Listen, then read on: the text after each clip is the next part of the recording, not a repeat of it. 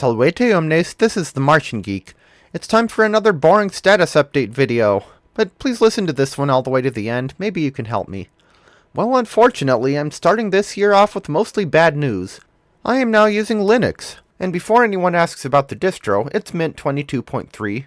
The boot disk I made was 22.1, but I've since updated. I've used Windows basically all my life, but Microsoft has finally alienated me enough that the drawbacks of their new policies outweigh the convenience of using the most common OS. My computer was built long enough ago that it supposedly isn't even compatible with Windows 11. But considering that they seem to be going full throttle with the data collection and AI crap, that kinda seems like the opposite of a problem to me. Didn't stop them from badgering me about it though, they just want me to buy a new computer instead of just updating the OS. So I finally thought, well then, upgrade from Windows 10, you say? Okay. Wait, no, not like that. So yeah, now I'm on Linux. But that's not the bad news, mostly.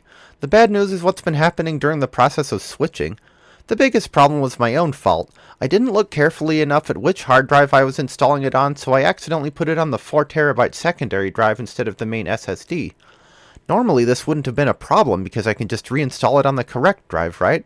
I even specifically waited until January 1st to make the switch because I always do a full backup of everything on the computer then, so I could just copy all the stuff over from there. Except that this time, the external drive that I was using for the backups didn't have enough space to store all the data on both the main and secondary drives, so I only backed up the main one, figuring that the secondary one wouldn't get changed anyway. But I was wrong, oh so terribly wrong. Everything on there got wiped. Now, the contents of that drive were definitely less important than the main one, and my most important projects are mostly in Dropbox, so they were good to go. I wiped the main drive as well, but that was on purpose. I have the backup copy of all that stuff. But now the most recent backup of the secondary drive that I have is from 6 months ago. What did I store on there, you may ask? Well, basically all of my videos and music, including all my Let's Play stuff. I tried using a data recovery program, but it somehow completely missed every video on there that I actually cared about. It separated the recovered files by folder, and it didn't even output folders for the two file types that I use for my videos. And this is after I got roped into paying $100 for the software because it conveniently forgot to mention that it was paywalled until after it had spent an entire day analyzing the data. And I didn't feel like putting in the effort and time to try to pirate it and start the whole process all over. $100 freaking bucks, and it couldn't even do the one job that I wanted it for. I'm not normally the type of person who demands refunds for stuff, but I did this time, not that they gave it to me, and I think it was justified. Granted, the customer support folks did suggest that I try another analysis with a certain setting enabled that I'm not sure was set the first time. I just haven't gotten around to that because the software hogs so much resources that I can barely do anything else on my computer during that time, and it takes pretty much an entire day to do the analysis, so it's a big time commitment. Especially since Trails Beyond the Horizon came out during that time, and I've been sinking a lot of time into that. I might be able to do most of it overnight if I turn my monitor off and disable sleep mode, but I don't know. The bottom line is, because of that whole mess, I now don't have anything I recorded in the last 6 months. This isn't that big of a deal for the Super Nintendo games. I wasn't that far ahead in Speedy Gonzales anyway, and though I actually recorded Super Mario World 2025 all the way through to the end, it's still fairly easy and quick to redo. But it's much more of a problem for It Takes Two. I had about 6 hours of footage for that game that's now just gone, and replacing it will be a lot more of a headache. With something like a Mario hack, all that I really need is the motivation to record it and the time to do so when I won't get interrupted. With It Takes Two, in addition to that, my player 2 needs to be at my house and also has to be in the right mindset. We have to find a bigger chunk of time, he has to be allowed that much screen time, my niece has to be in a mood to contribute positively or at least neutrally rather than pestering us. We have to make sure that all our hardware is set up right and we're comfortable enough. There are a lot more variables. And the fact that I was playing the game for the first time now means that you won't get to see my initial reactions to stuff, at least until we're caught back up. In addition to that, playing and recording video games on Linux isn't nearly as plug-and-play as it is with Windows. For one thing, I'd never really had any trouble playing any of my Steam games on Windows.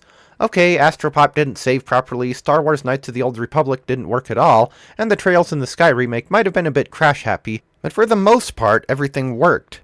On Linux, not so much. I specifically waited until January to buy Octopath Traveler 0 and Kingdoms of the Dump so that I could get a Linux native version, only to find out that there apparently isn't one for the former game.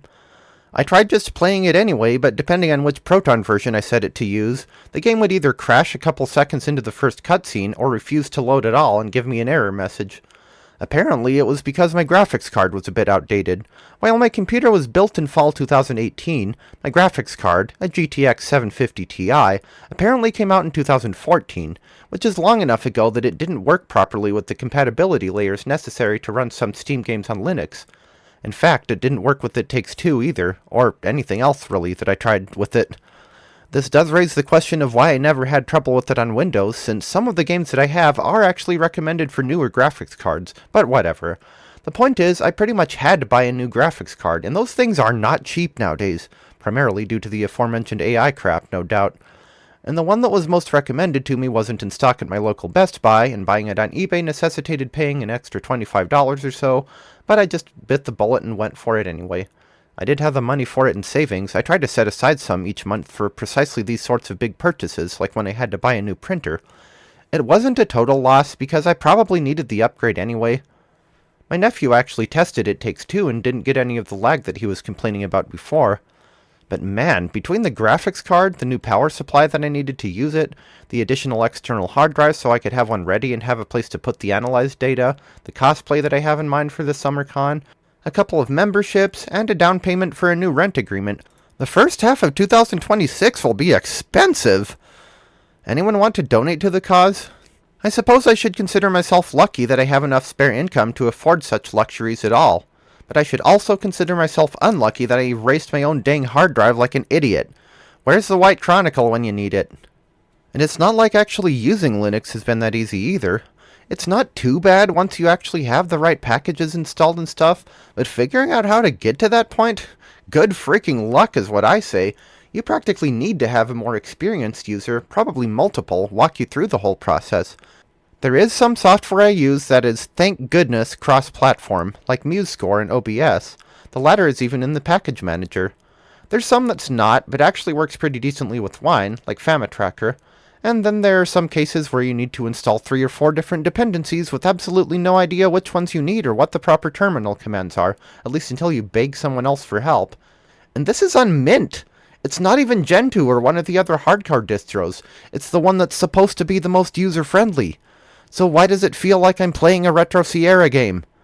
Apparently, in Linux terms, user-friendly doesn't actually mean user-friendly, it just means that it comes with the desktop environment already installed and a package manager that doesn't require the terminal.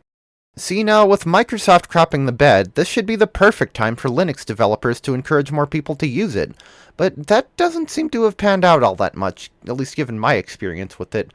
I don't feel like I actually figured anything out myself. I stood on the shoulders of a giant who was standing on another giant, and it was still a tough climb to the top of the tower. I'm sure Linux is great once you're used to it, but it makes a terrible first impression. It's not entirely the OS's fault, a lot of it is on the developers too, but good grief. There is really no good option for operating systems these days. You can use Windows 11 and let Microsoft invade your personal space, you can use a Mac and let Apple invade your personal space for twice the price and half the customizability. You can use Linux and spend half a month trying to figure out what you need to do to get 90% of your software to work, or you can do like a friend of mine did and just go back to Windows 7 at the expense of potentially opening up security holes. Furthermore, even though DaVinci Resolve is supposedly cross-platform, when Blackmagic Studios says that it works on Linux, what they actually mean is that it works on 2 very specific distros that I've never heard of, and trying to get it to work on any other one, especially if your graphics card is AMD rather than Nvidia like mine is a nightmare.